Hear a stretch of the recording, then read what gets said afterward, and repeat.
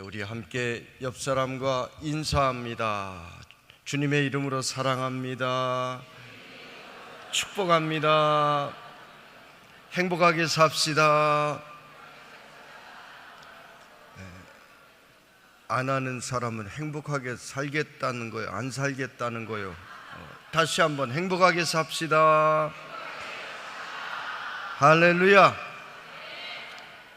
이렇게 성도들은 늘 주회전에서 축복의 말, 행복한 말들이 계속 훈련되고 만날 때마다 계속되어야 하는 것입니다. 그러면 교회는 점점 더 행복한 공동체가 됩니다. 불평하는 말, 지적하는 말, 원망하는 말은 서로를 상하게 만들고 상처를 줍니다. 여러분, 말로 준 상처는 평생에 지워지지를 않아요.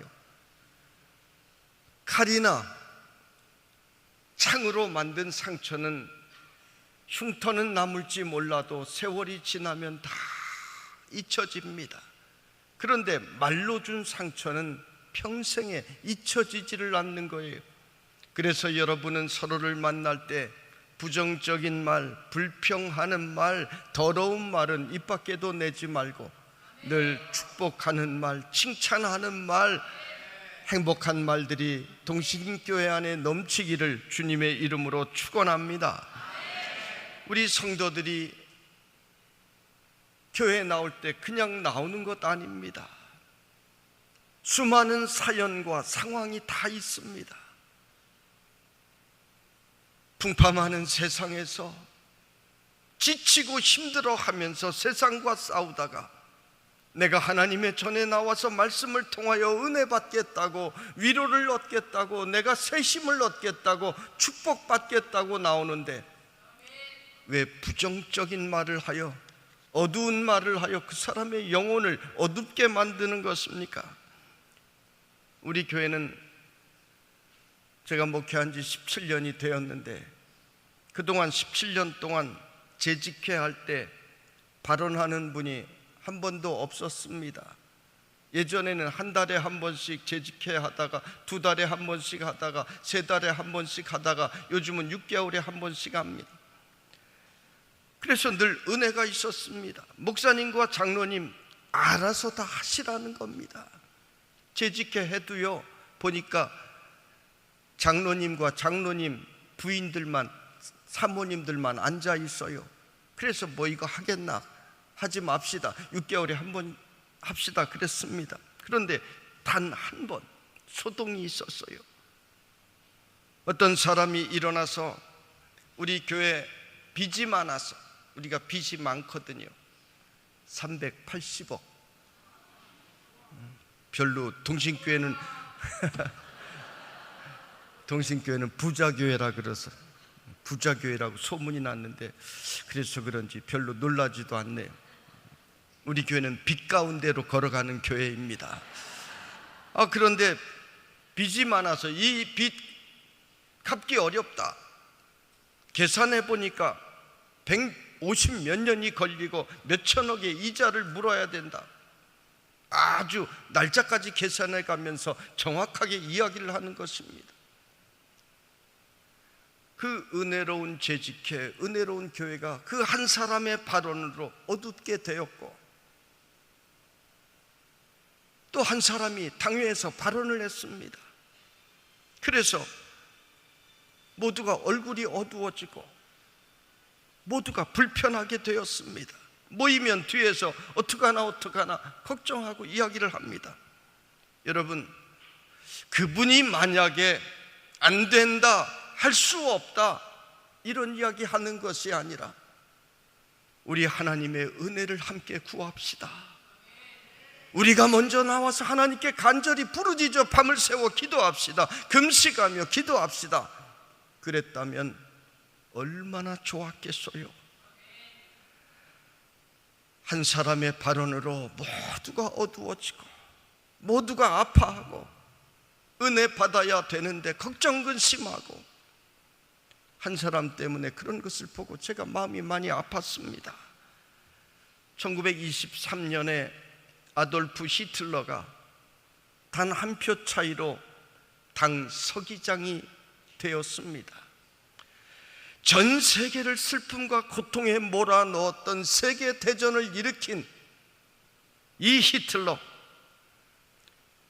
만약 한 사람만 히틀러 편에 서지 않았더라면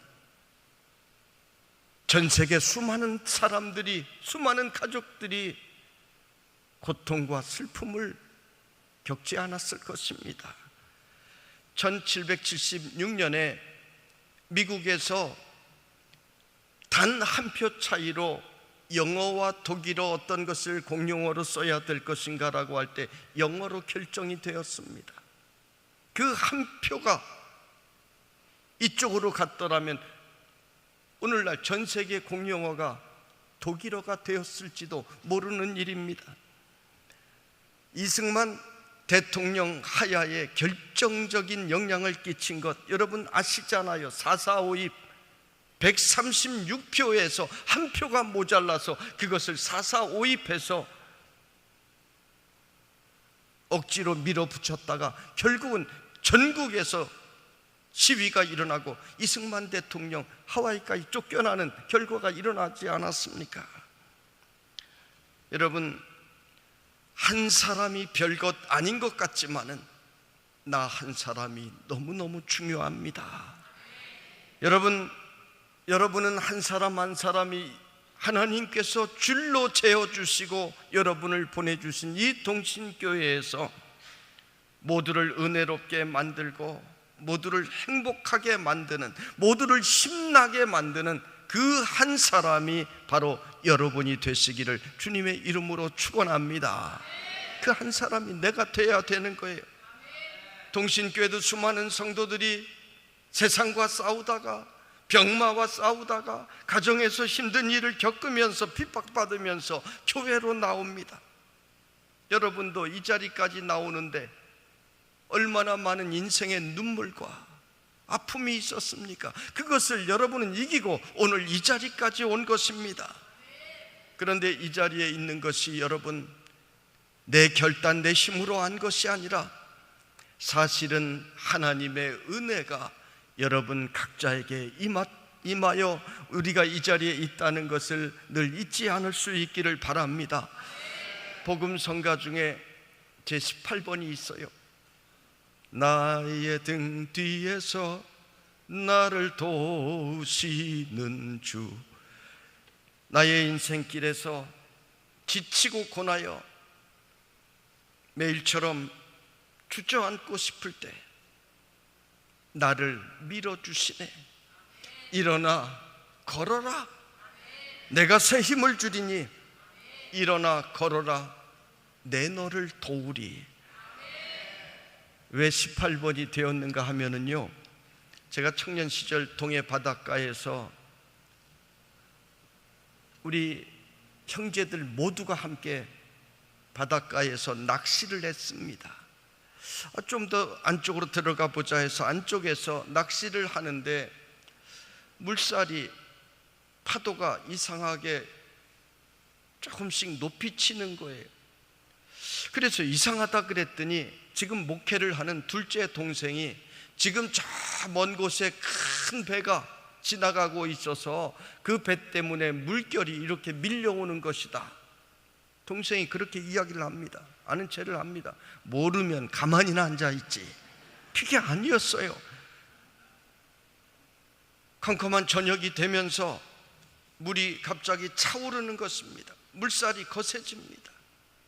제가 수영을 하여 파도가 들어왔다 나가는 순간 한번 해보겠다고 했더니 동생들이 제 발목을 잡습니다. 죽는다고, 도저히 할 수 없다고. 파도의 힘이 얼마나 셉니까? 그래서 밖으로 나가지 못하고 점점 파도에 밀려 뒤로 가다 보니까 절벽 끝까지 가게 되었습니다. 그 절벽은 이렇게 되어 있어요. 끝으로 올라가면 위에는 지붕처럼 되어 있어서 아주 이렇게 되어 있어요. 도저히 빠져나갈 방법이 없습니다. 물결은 점점 거세어지고 자꾸 차오릅니다. 발목을 때립니다. 더 이상 올라갈 데가 없어요. 그런데 저 멀리서 고깃배가 지나가고 있습니다. 그래서 가지고 있던 랜턴을 가지고 SOS, 열심히 SOS를 그렸습니다. 그런데 배는 그냥 지나갔어요. 점점 위로 올라가다가 낚시 도구도 다 버리고 그 미끄러운 바위에 조금 홈이 있는 것을 붙잡고 모두가 견디고 있는데 이제는 물이 올라와서 거의 무릎까지 때립니다. 그때 이제 우리는 여기서 다 죽었구나 생각하면서 부른 찬양이 바로 나의 등 뒤에서, 이 찬양입니다. 나의 등 뒤에서 바위를 붙잡고, 이 찬양을 아마 수백 번도 더 불렀을지 몰라요. 형제들이 함께 나의 등 뒤에서 나를 도우시는 주, 왜 이 찬양이 생각났었는지 모르겠지만은 그 찬양을 불렀어요. 제가 그때부터 부흥회를 인도했어요. 찬양을 계속해서 목이 터져라 부르고 있는데 바다를 지나던 그 어선이 그 동네에 사는 어부의 어선이었습니다. 그래서 그분이 이 랜턴을 가지고 SOS를 하는 것을 이분은 봤어요. 그래서 이분이 밧줄을 가지고 저희를 구하러 온 것입니다. 그분 말씀이, 파도가 평소에는 이 위에까지 절벽 중간까지 치는데 오늘은 파도가 이상하게 잔잔해서 당신들 살았다고, 당신들 다 죽은 목숨이라고 그분이 그런 이야기를 했습니다. 그래서 저는 지금도 그때 절박하게 불렀던 그 찬양을 좋아하고 지금도 나도 모르게 이 찬양을 흥얼거리며 다니기도 합니다. 여러분이 찬송을 불러도, 여러분이 복음성가 찬양을 해도 여러분의 신앙의 간증, 신앙의 체험이 여러분 있기를 간절히 바랍니다. 그 찬양을 하면 힘이 나는 거예요. 그 찬양을 하면 하나님의 은혜가 자꾸 기억이 나는 것입니다. 지난 세월 동안 여러분의 인생을 뒤에서 밀어주신 분이 계십니다. 여러분이 상처 있고 지치고 포기하려 할 때에, 힘들어 할 때에 여러분을 밀어주신 분이 계십니다. 바로 우리 하나님이십니다. 여러분, 우리가 사는 이 세상에는 우리를 힘들게 하는 것들이 참 많습니다. 우리를 속이는 것도 많습니다. 내가 똑똑해서 그런 유혹에 빠지지 아니하고 내가 지금까지 살아온 것이 아닙니다. 속지 않고 살아온 것도 내 능력이 아니라 하나님의 은혜로 우리는 이 자리까지 와 있는 것을 우리는 잊지 않고 하나님께 정말로 감사하는 동신의 성도들이 될 수 있기를 바랍니다. 사도 바울은 나의 나된 것은 하나님의 은혜, 나의 나된 것은 하나님의 은혜라고 했습니다. 우리도 한번 따라합시다. 나의 나된 것은 하나님의 은혜요. 정말입니까?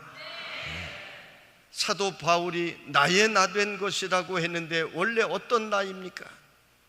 그는 교만한 나입니다. 그는 베냐민 지파였습니다. 유대인 중에 유대인입니다. 로마의 시민권을 날 때부터 가진 사람입니다. 어마어마한 사람입니다. 가말리엘 문화에서 공부까지 했습니다. 가말리엘이 어떤 사람인가 하면, 가말리엘이 죽었을 때 온 이스라엘 백성들이 거리에 나가서 베옷을 입고 머리에 재를 뒤집어 쓰고 이스라엘의 태양이 사라졌다고 통곡했을 만큼 이스라엘의 위대한 지도자가 가말리엘입니다. 그런 가말리엘에게 공부한 사도 바울, 엄청난 사람입니다. 부족함이 없는 사람이었습니다.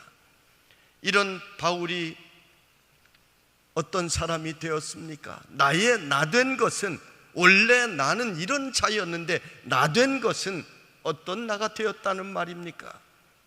십자가에 달린 예수, 로마 정권에 의하여 십자가에 힘없이 달려 돌아가신 그 예수를 전하는 내가 되었다는 사실을 오늘 사도 바울은 이야기하고 있는 것입니다. 그래서 매일같이 이곳저곳을 다니면서 복음을 전했습니다. 40에 하나 감한매를 맞기도 했습니다. 5번이나 맞았는데요, 40에 하나 감한매는 40대를 때리면 그 당시에 사람들이 죽을 위험이 많기 때문에 39대를 때렸다는 거예요. 온몸이 터져나갔을 것입니다. 또 3번 태장에 맞았습니다. 감옥에 수없이 갇혔습니다. 복음을 전하기 위해 배를 타고 항해하다가 난파를 당해서 죽을 고비를 넘기기도 했습니다. 수없이 굶주렸습니다. 돌에 맞았습니다. 그런 사도 바울이, 고생이란 고생은 다 하고 산 사도 바울이 뭐라고 고백을 합니까? 내가 가장 은혜 많이 받은 사람이요, 내가 가장 많은 은혜를 받은 사람이라는 것입니다. 여러분, 이 사도 바울에 비하면 우리는 얼마나 더 많은 은혜 받은 사람입니까? 우리는 사도 바울처럼 맞지도 않고 예수 믿었어요. 우리는 사도 바울처럼 그렇게 굶지도 않고 예수 믿었어요. 우리는 복음 전하기 위해 배를 타고 항해하다 난파를 당하여 그런 죽을 고비를 넘기는 고생도 하지 않았어요. 우리는 날마다 이렇게 말씀도 의자에 앉아서 듣고, 우리가 사도 바울보다 우리는 정말로 더 은혜 받은 사람인 것을 우리는 감사해야 되는 것입니다. 제가 한 번은 신방을 갔는데 그 할머니 집사님이 굉장히 가난한 분입니다. 이렇게 쓰레기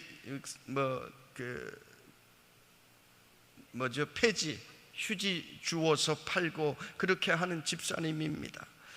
그런데 이 할머니 집사님이 밥을 꼭 먹고 가야 된다고, 그래서 밥을 먹기 위해 앉아 있는데 고기를 굽습니다.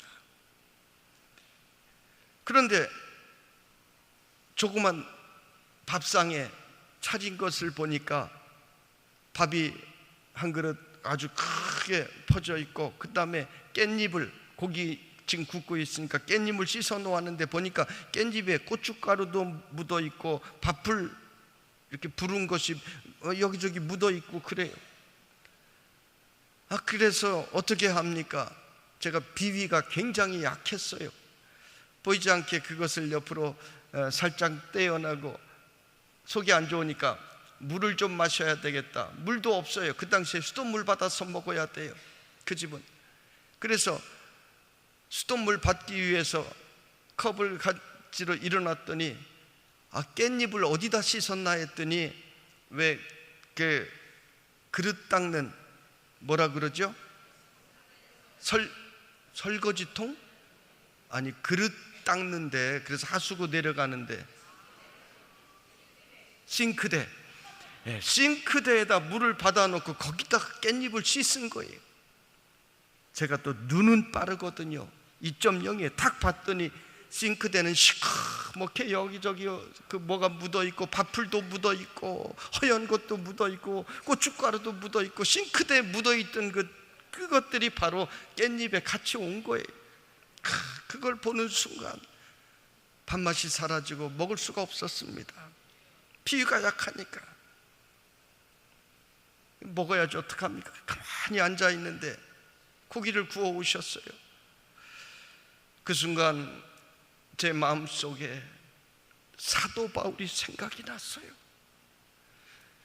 사도 바울은 매를 맞고 감옥에 갇히고 돌에 맞고 굶으면서도 내가 은혜 받은 자라고 했는데, 너는 맞지도 않았고, 너는 굶지도 않았고, 돌에 맞지도 않았고, 너는 오히려 고기 먹으라고 하는데, 이렇게 고기 먹으라고 하는데 내가 정말 나쁜 놈이다. 그런 감동이 왔습니다. 그래서 그 자리에서 회개하고 그 고기를 먹는데 눈물이 흘러서 도저히 그 고기를 잘 먹을 수가 없었어요. 그때부터 모든 것이 하나님의 은혜로 내가 깨달아야 되겠다, 그런 생각을 했습니다.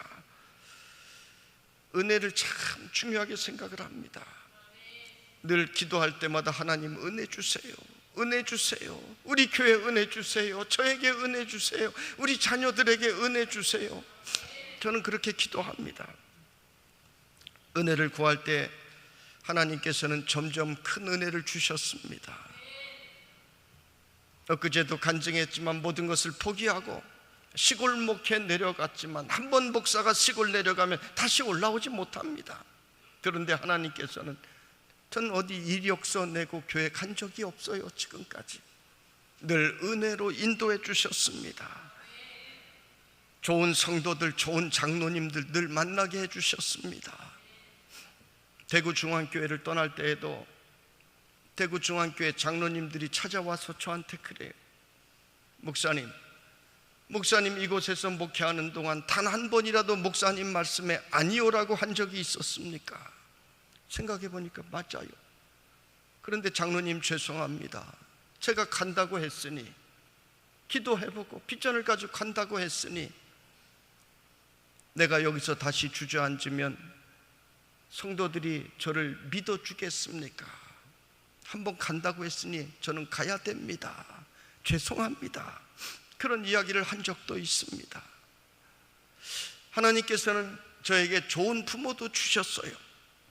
늘 경건하게 믿음으로 목회하는 부모님 주셨고, 그것을 보며 자랐고, 늘 교회를 사랑하고 교회 전화비 하나 아끼려고 늘 동전 가지고 밖에 나가서 전화하시는 어머님도 보았고, 은퇴 목사이신 부친은 서울에 와서 머물 때에도 교회에 패기친다고, 사람들 신경 쓰이게 한다고 집 근처 육교 아래에 있는 빌딩 2층에 있는 교인 10명 나오는 개척교회에 나가셨습니다. 왜 아들이 목회하는, 아들이 설교하는 그 도림교회에서 예배 드리고 싶지 않았겠습니까? 이 모든 것이 이 종에게 주신 넘치는 은혜입니다. 제가 간증할 기회가 있을지 모르겠지만은 저는 집사 되기에도 부족한 사람입니다. 목회하지 않겠다고, 목사 되지 않겠다고 여러 번 신학교를 떠났던 사람입니다. 그런데 하나님께서는 강권적으로 역사하셔서 저를 주의 종으로 불러주시고 종의 길을 가게 하셨습니다. 그래서 나는 은혜 없이는 아무것도 할 수 없구나, 은혜가 최고구나, 이 사실을 깨달았기 때문에 우리 성도들에게도 늘 은혜를 이야기하고 저도 은혜로 목회하려고 하고 은혜의 길을 벗어나지 않으려고 하는 것입니다. 여러분, 은혜하고 실력하고 싸우면 누가 이길까요? 누가 이겨요? 하나는 실력이 굉장하다니까요. 이 친구는 은혜는 있지만 실력이 없어요. 모자라요. 누가 이겨요? 은혜가 이기는 거예요. 여러분, 은혜는 모자라는 것도 채워주는 역사가 있습니다. 이 은혜는 여러분 좀 부족한 것이 많이 있어요. 상처도 있어요. 그래도 은혜가 있으면 그것이 다 메꿔지고 주름이 펴지는 것입니다. 그런데 실력은 어떻습니까? 내가 실력이 굉장합니다. 세계적인 실력이에요. 그런데 나보다 더 큰 실력이 내 앞에 나타나면 나는 그 순간 비참하게 되고 마는 것입니다. 은혜는 나보다 뛰어난 사람이 나타나도 은혜가 함께하면 하나님께서 그를 이기게 해주시는 역사가 있는 것입니다. 여러분, 은혜를, 여러분에게 주신 그 은혜를 감사하며 사시기를 바랍니다.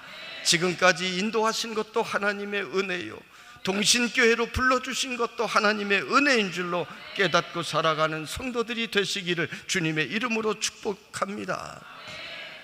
세상에는 두 종류의 사람이 있습니다. 은혜를 아는 사람이 있고 은혜를 모르는 사람이 있습니다. 어떤 사람이 그래요. 이분이 옛날에 너무너무 가난했는데 사업을 해서 아주 부하게 되었습니다. 그런데 이분이 저한테 그래요. 저는 누구에게 신세 진 적 없습니다. 부모 신세 저는 진 적 없습니다. 자수성가했습니다. 저한테 그러는 거예요. 저는 속으로 이 나쁜 놈아 그랬습니다. 나쁜 놈아, 부모에게 신세 진 것이 없다니. 그렇게 배고픈 시절에 먹을 것 없이 살았으면 그 부모는, 그 어머니는 자기의 진액을 다 짜내요 이 아들에게 준 것입니다. 학교에서 선생님의 도움이 있었기 때문에, 그 은혜 때문에 한글도 배우고 공부도 하게 된 것입니다. 내가 옷을 입는 것, 먹는 것, 모든 것 다 우리를 돕는 수많은 사람들이 있습니다. 그분들의 은혜를 통해서 우리는 이 자리에 이렇게 앉아 있을 수 있게 된 것입니다.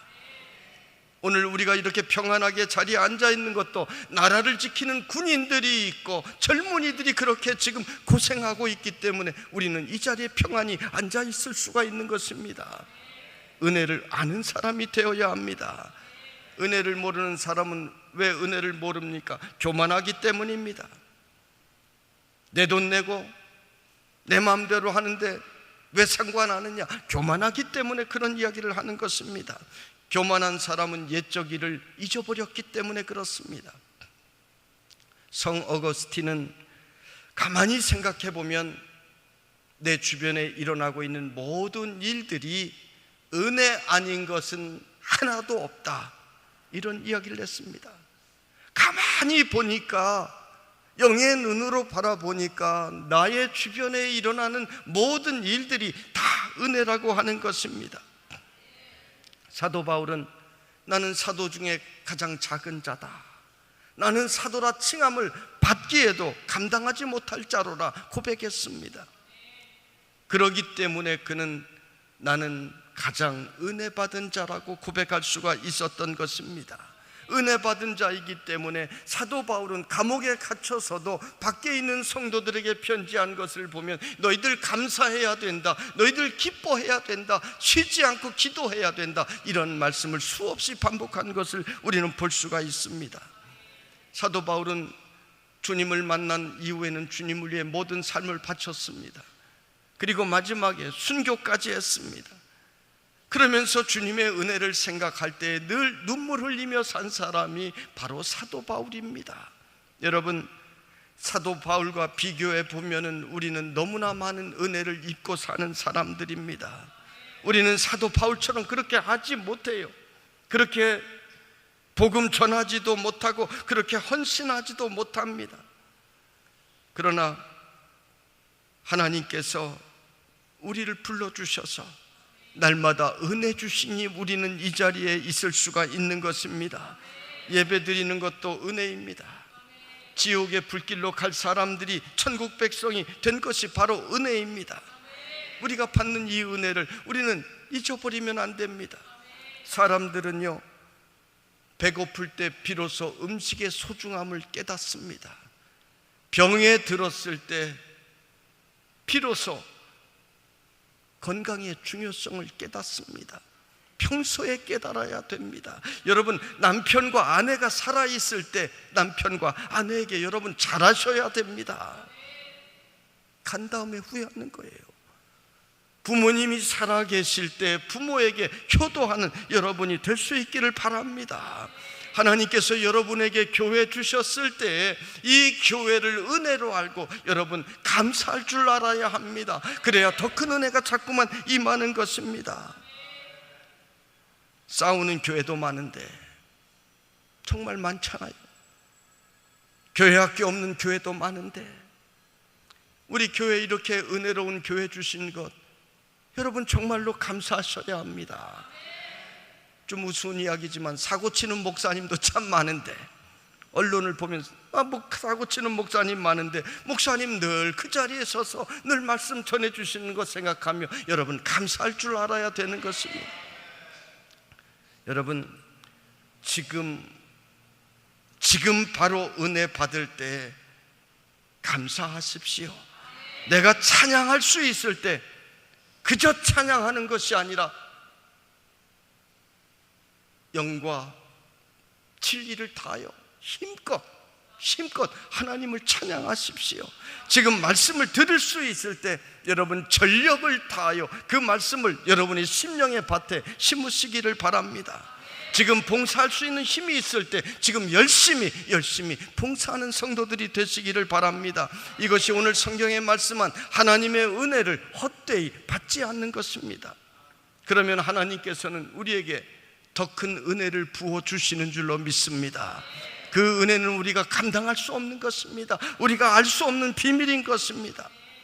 야고보서 4장 6절에 그러나 더 큰 은혜를 주시나니 그러므로 일러스되 하나님이 교만한 자를 물리치시고 겸손한 자에게 은혜를 주신다 하였느니라. 교만한 자를 물리치시고 겸손한 자에게 은혜를 주신다 했습니다. 베드로전서 5장 5절에도 같은 말씀이 있습니다. 하나님께서는 교만한 자를 대적하시되 교만한 자들은 대적하시되 겸손한 자들에게는 은혜를 주시느니라. 겸손한 자에게는 은혜를 주신다고 하셨습니다. 여러분, 은혜는 비와 같습니다. 비는 항상 낮은 곳으로 흘러갑니다. 비가 높은 곳으로 거슬러 가는 법은 없습니다. 낮은 곳일수록 점점 많은 비들이 모여 있습니다. 은혜가 그렇습니다. 내가 높다고 하는 사람들, 교만한 사람들에게 은혜는 올라가지 않습니다. 다 빠져나가 버리는 것입니다. 그러나 교회에서도 내가 겸손하게 낮아지고 또 낮아지는 사람에게, 더 낮은 사람에게 모든 은혜는 비와 같이 흘러 모이게 되는 것입니다. 그래서 은혜의 사람이 되는 것입니다. 사랑하는 여러분, 하나님 앞에서 겸손한 자는 내가 내 힘으로 이루었다고 생각하지 않습니다. 하나님께서 자격 없는 나를 도와주셨다고 생각합니다. 그러니까 감사가 나올 수밖에 없는 것입니다. 어떤 목사님이 비행기를 타게 되었는데 일반석을 끊었는데 일반석이 만석이었습니다. 그런데 마침 A클래스가 출발 직전에 비어 있었습니다. 항공사에서는 일반석 가격으로 A클래스를 바꿔주기도 했습니다. 목사님께 일반석 가격 그대로인데 A클래스로 바꿔주어도 되겠냐고 그렇게 물었습니다. A클래스는 한 3배 그런 정도 가격 차이가 나잖아요. 일반석은 비좁게 앉아서 가야 되는데 A클래스는 누워서 갈 수 있고 식사도 다르고 대접하는 것도 다 다릅니다. 그런데 좋다고 해서 A클래스에 앉았는데 옆자리에 앉은 사람이 보니까 승무원을 부르는데 좀 늦게 오니까 왜 늦게 오느냐고 화를 내더랍니다. 그러면서 비싼 내 돈 내고 내가 이렇게 비싼 자리에 앉았는데 왜 서비스가 이 모양이냐고 불평하고 투덜대고 화를 내더랍니다. 그 사람은 비싼 좌석에 앉아서도 불평과 불만이 가득한 여행을 한 것입니다. 그런데 그 옆에 앉은 목사님은 어떻습니까? 모든 것이 감사하더라는 거예요. 음료수를 가져다 주어도 감사하고 식사도 일반석하고 달라서 감사하고 불평이 하나도 안 나오더라는 거예요. 그래서 그때 최고로 기분 좋은 여행을 했다는 그런 고백을 했습니다. 여러분, 두 사람의 차이가 뭐예요? 한 사람은 내 돈 내고 내가 탔으니 내가 그 정도 누려야 된다고 생각했고 그래서 불평이 나왔고, 또 한 사람 목사님은 나는 A클래스를 탈 수 없었는데 은혜로 A클래스를 타게 되었다고 생각하니 감사가 나온 것입니다. 여러분, 하나님의 은혜를 누리며 사는 비결이 바로 여기에 있습니다. 나의 부족함을 아는 것입니다. 나는 하나님 없이는 아무것도 할 수 없어요. 하나님, 나는 가난해요. 하나님, 나는 부족해요. 하나님 없이는 나는 바보예요. 이렇게 우리가 고백할 때 하나님께서는 우리의 약함을 강하게 만들어 주시고 우리의 지혜 없음을 지혜롭게 만들어 주시고 우리의 가난함을 부요함으로 바꿔주시는 우리 하나님이신 것입니다. 여러분, 하나님의 도우심을 구하며 겸손하게 살아가는 성도가 사실은 가장 지혜 있는 성도요, 가장 부유한 성도요, 가장 복된 성도인 것입니다. 은혜를 받은 성도는 내가 부정되고 항상 예수의 십자가가 나타납니다. 내게 주신 그 풍성함을 누리면서 우리는 감사하며 살아가게 되는 것입니다. 이것이 믿음의 사람의 진짜 행복입니다. 어디 가면 목사님들이, 아니 정목사 대단해, 그 큰 건축을 하면서 교회가 그렇게 부흥하는 비결 좀 가르쳐줘 그럽니다. 이런 일에 깜빡 속으면 큰일 나지요. 그때마다 제가 속으로 이야기합니다. 정신 바짝 차리자, 속지 말자, 정신 바짝 차리자. 저는 우리 교인들이 누가 목사님 설교가 최고라고 그런 이야기하면 제가 그때도 같은 생각합니다. 속지 말자, 정신 차리자, 안 그러면 나 큰일 난다, 이렇게 생각합니다. 왜요? 말씀 한 절 전하는 것도 하나님의 은혜 없이는 될 수 없는 것을 알기 때문인 것입니다. 하나님께서 성도 한 사람 한 사람 지켜주시지 않으면 내 힘으로 할 수 없는 것을 알기 때문입니다. 그래서 저는 어디 집회를 거의 나가지 않지만 밖에서 설교하든 교회 안에서 설교하든 우리 믿음 좋은 집사님, 권사님들이 꼭 기도해달라고 기도가 있어야 내가 설교할 수 있음을 알기 때문에 그렇게 부탁하는 것입니다. 여러분, 우리 인생이 바로 그래요. 내가 한 것인 양 교만해지면 하나님께서는 뭐라고 하십니까? 그래 이제부터 그럼 네가 해봐라, 네 힘으로 해봐라 그럽니다. 그러면 정말 큰일 나는 것입니다. 그 순간 악한 마귀 사단이 우리를 침범하게 되는 것입니다. 은혜와 감사는 쌍둥이라고 했습니다. 은혜와 감사는 뭐라고요? 쌍둥이. 불평과 교만도 쌍둥이입니다. 항상 같이 다니는 거예요. 은혜가 있는 곳에 감사가 따라가고, 불평이 있는 곳에, 교만이 있는 곳에 불평이 함께 따라가는 것입니다. 이 신앙의 공식을 우리가 잘 알아야 합니다. 학생이 공부를 잘하려면 신앙의 공식을 수학의 공식을 잘 알아야 되는 것처럼 신앙생활 잘 하려면 우리는 신앙의 원리들을 늘 기억하고 살아야 합니다. 여러분, 하나님 앞에 겸손한 사람이, 어떤 사람이? 은혜를 받아요. 무엇을 받아요? 겸손한 사람이 무엇을? 은혜를 받는다. 은혜 받은 사람은 감사합니다. 은혜 받았기 때문에 감사해요. 다시 처음부터, 겸손한 사람이, 은혜를 받은 사람이, 감사한 사람이 축복을 받는 거예요. 처음부터 축복에 그저 오는 것이 아닙니다. 이 모든 것은 연결이 되어 있어요. 하나님 앞에 겸손한 사람이 무엇을 받는다? 은혜를 받은 사람이 어떻게 한다? 감사한다. 감사한 사람이 무엇을 받는다? 축복을 받는다. 하나님께서 우리에게 복을 주시는 원리예요. 불평하는 사람, 교만한 사람, 반대로 하면 똑같아요. 교만한 사람은 은혜 받지 못해요. 은혜 받지 못하니까 감사할 줄 몰라요. 감사할 줄 모르니까 축복받지 못하고 오히려 하나님의 진노를 사게 되는 것입니다. 여러분은 하나님의 은혜를 내가 한 것이냐 착각하지 않기를 바랍니다. 날마다 은혜를 감사하며 하나님의 은혜를 헛되이 받지 않는 동신의 여러분이 될 수 있기를 간절히 바랍니다. 여러분 보세요. 불평하는 이유를 알아야 합니다. 하나님의 은혜를 망각했기 때문에, 하나님의 은혜를 모르기 때문에 하나님 앞에서 불평하는 것입니다. 불평하는 사람은요 늘 불평합니다.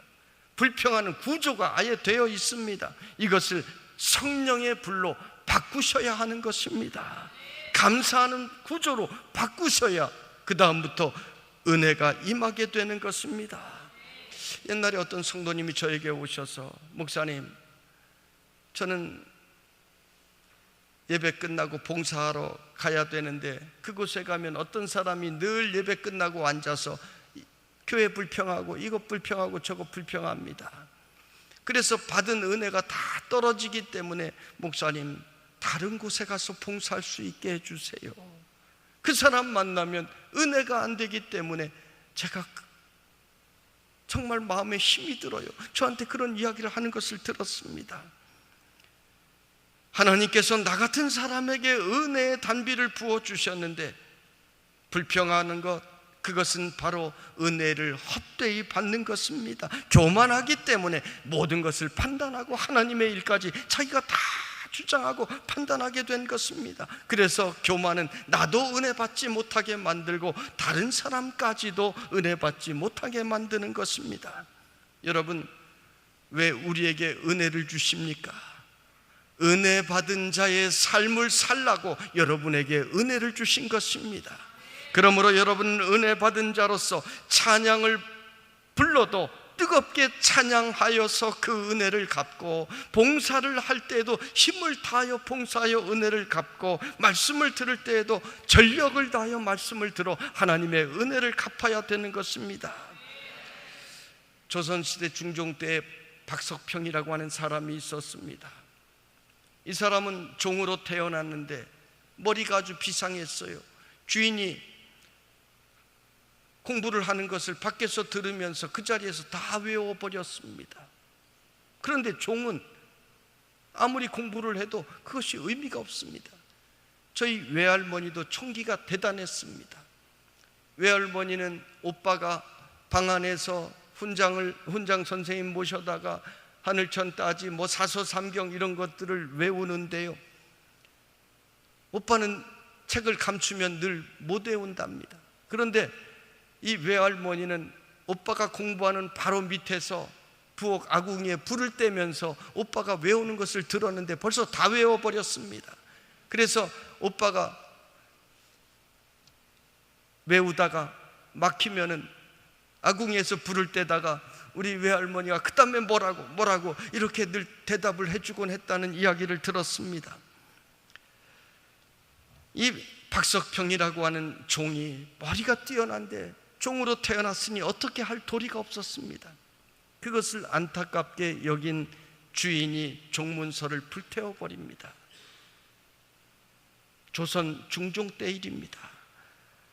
그래서 멀리 아들 없는 아는 사람의 수양 아들이 되게 했습니다.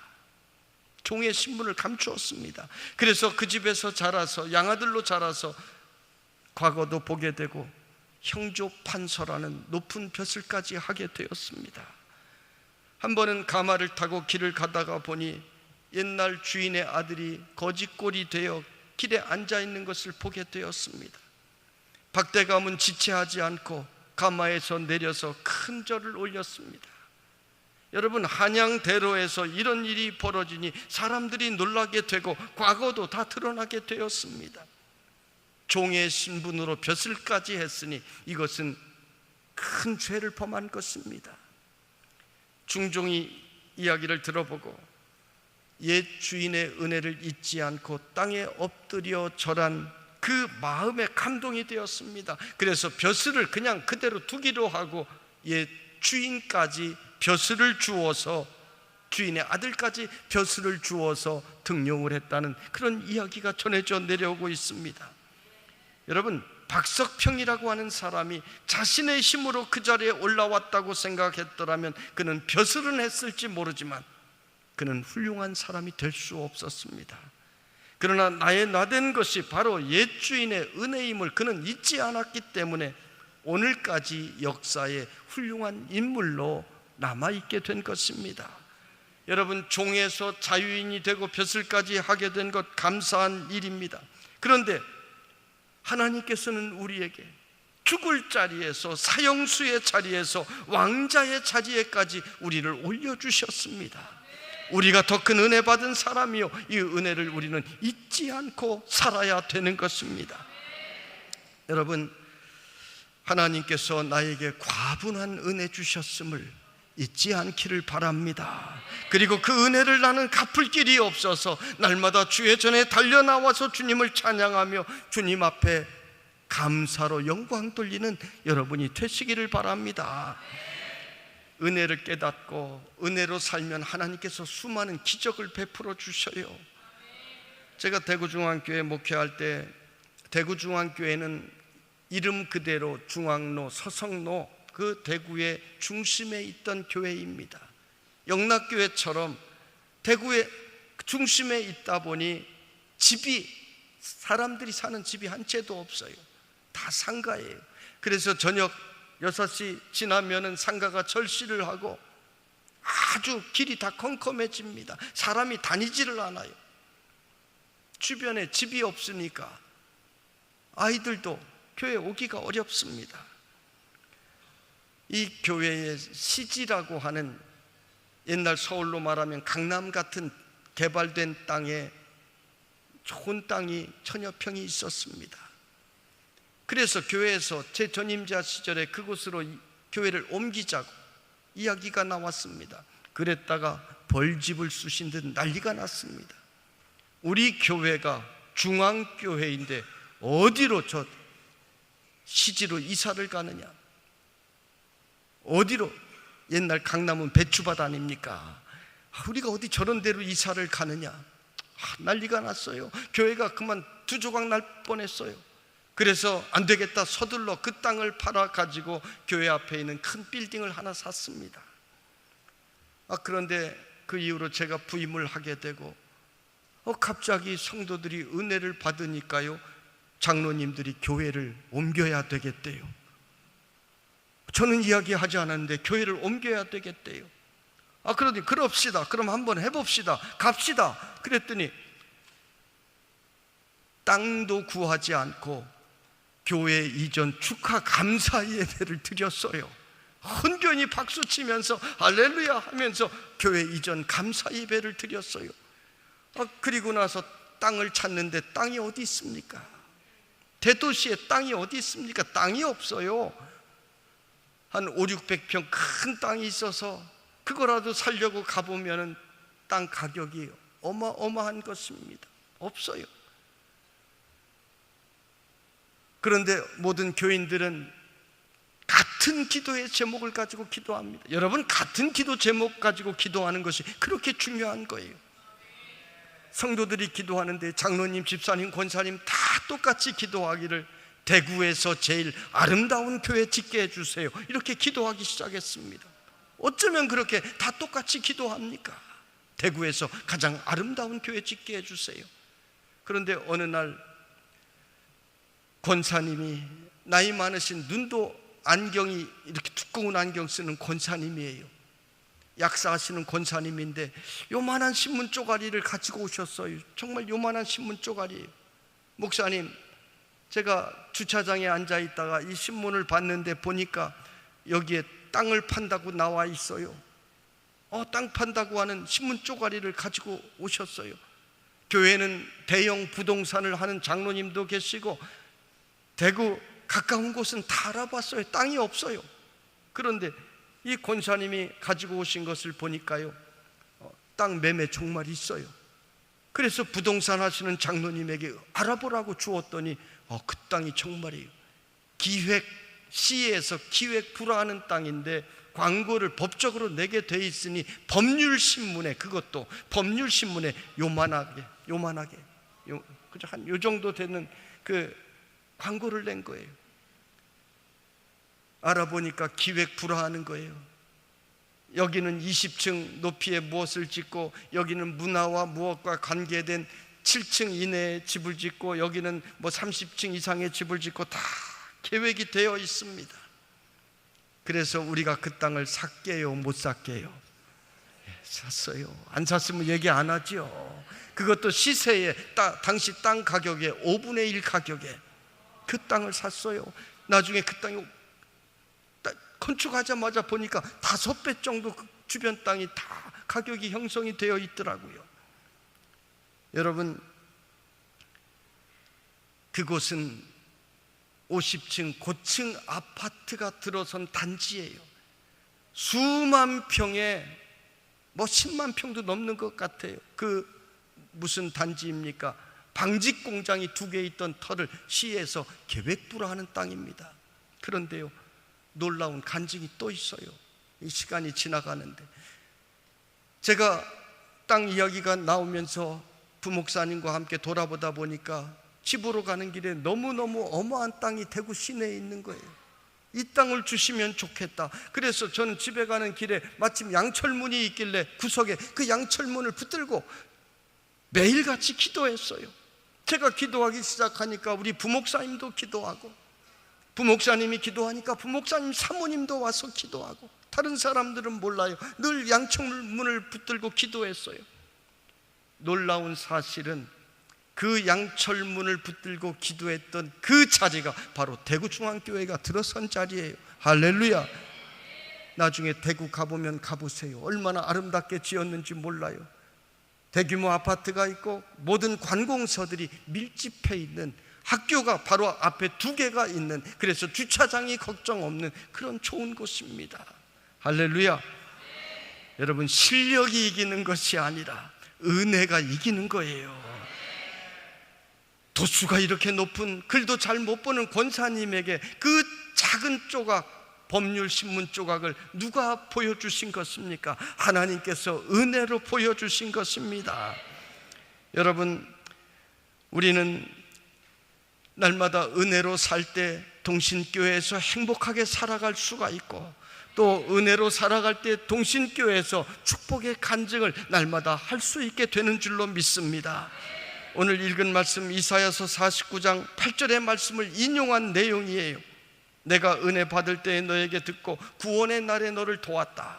이것은 완료형으로 되어 있는데 이미 이루어지지도 않은 그 사실을 이미 이루어진 것으로 이렇게 기록한 것입니다.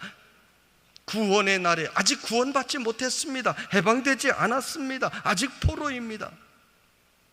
그런데 이미 되었다라고 이렇게 기록된 하나님의 말씀을 사도 바울이 인용해서 한 것입니다. 이것은 바로 누구에게 주시는 말씀입니까?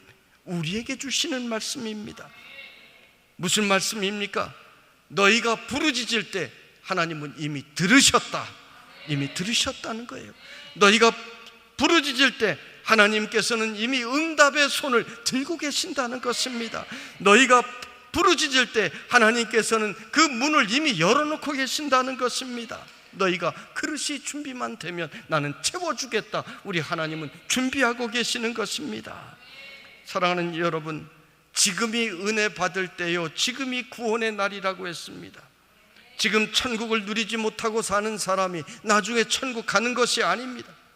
지금도 천국을 누리며 사는 사람이 천국의 길을 걸어가다가 주님 앞에 그날에 담대히 설 수가 있게 되는 것입니다. 지금 은혜 받고 사는 사람이 이후에도 은혜 받고, 지금 은혜 받는 사람이 나중에도 은혜 받아 더 큰 은혜의 사람이 될 수가 있는 것입니다. 사랑하는 여러분, 여러분은 모두가 은혜의 사람이 되기를 바랍니다. 하나님께서 말씀을 통하여 이 동신교회 은혜의 소낙비를 내려주시는데, 나만 그 은혜의 소낙비를 피하여 은혜 받지 못하고 살아가는 그런 사람이 이 자리에는 한 사람도 없기를 바랍니다.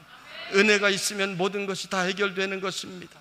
은혜가 있으면 여러분의 심령의 문제가 해결되는 것입니다. 은혜가 있으면 질병의 문제도 해결되는 것입니다. 은혜가 있으면 교회의 모든 갈등의 문제도 해결되는 것입니다. 은혜로 이기는 동신의 모든 성도들, 어느 교회보다, 영락교회보다, 소망교회보다, 도림교회보다 은혜가 더 풍성한 동신교회가 될 수 있기를 주님의 이름으로 축원합니다.